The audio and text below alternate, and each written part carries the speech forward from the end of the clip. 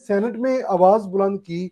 हमारी एक पाकिस्तानी बहन जो इस वक्त इंडिया में जेर हिरासत हैं और एक बच्ची के साथ, उनके बारे में पिछले 3 साल से तो हमने देखा कि पाकिस्तान में, मैंने तो वो कॉलम पढ़ा था और कुछ मुझे मैं यहाँ जरूर कहूंगा कि शहजाद कुरैशी साहब ने भी मुझे बताया था, तो सिर्फ आपने किया। तो क्या लगता है अब रियासत कोई किरदार अदा करेगी उनको वापस लाने में सर?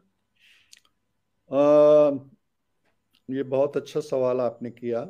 ये गालिबन 14 फरवरी का जिक्र है कि हमारे यहाँ 2 घंटे का वक्त वक्फ किया जनाब चेयरमैन ने, सेनेट ने, कि इस पे जो बच्ची है कर्नाटक की जी मुस्कान, उसके हवाले से बात करनी है, उसकी जुर्रत को, उसकी बहादुरी को, उसकी जो अजमत है उसको सलाम करना है। जिस तरह वो भारतीय जत्थों के सामने और स्ट्रीट गुंडों के सामने कहना चाहिए कि जिस इस्तकामत से वो खड़ी हुई है।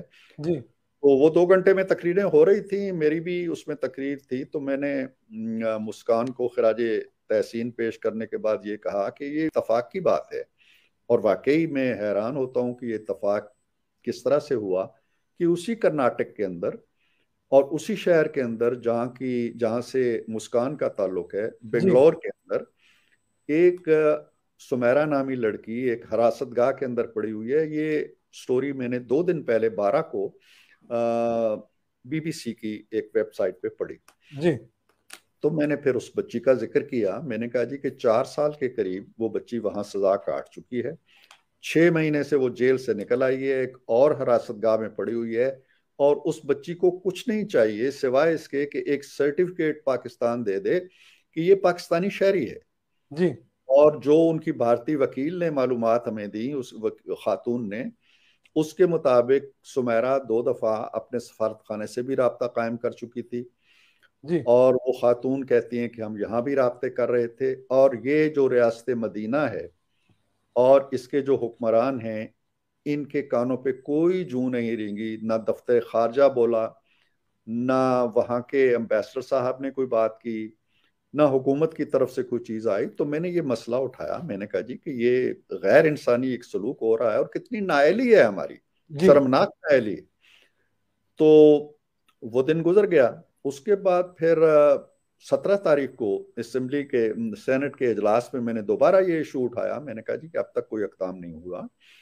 तो फिर चेयरमैन साहब ने रूलिंग दी जी कि आज के बाद दफ्तर खारजा और वजारत दाखिला दोनों हमें डेली की बुनियाद पर रिपोर्ट दिया करें कि इस बच्ची के हवाले से क्या पेशरफ्त हुई है। उसी शाम ऐलान किया वजीर दाखिला साहब ने कि जनाब हमने उसका शहरियत का सर्टिफिकेट जारी कर दिया है और वो इंशाल्लाह जल्द आ जाएगी। लेकिन अभी आपका प्रोग्राम शुरू होने से पहले मैंने सेनेट सेक्रेटेरिएट से रब्ता किया जी और सेक्रेटरी साहब से पूछा, तो वो कहने लगे जी आज तो छुट्टी है, कल मैं आपको देख के बताऊंगा कि क्या रिस्पॉन्सेज आए हैं वजारत दाखिला की तरफ से और वजारत खारजा की तरफ से। लेकिन अभी तक मैंने कोई ऐसी खबर देखी नहीं है कि कोई पेशरफ्त हुई हो और वो बच्ची वहां से चल पड़ी हो या उसको शहरियत का सर्टिफिकेट मिल गया हो।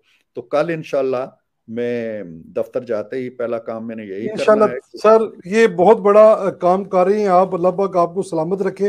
पूरी कौम आपको सलाम पेश करती है। देख लें, डॉक्टर आफिया सिद्दीकी आज तक जो है वो वहाँ जेल में बैठी हैं, और जब हमें ये पता लगा तो हमने तो वो उसी टाइम, सोशल मीडिया के साथ हमारा तल्लक है, हमने वो आपकी कॉलम, आपकी वो चीज़ें उठाकर फिर हमने लगानी शुरू कर दी, ताकि ये जो वक़्त के बैठे हुए हैं हाकम, इनको ज़रा थोड़ा सा पता चले।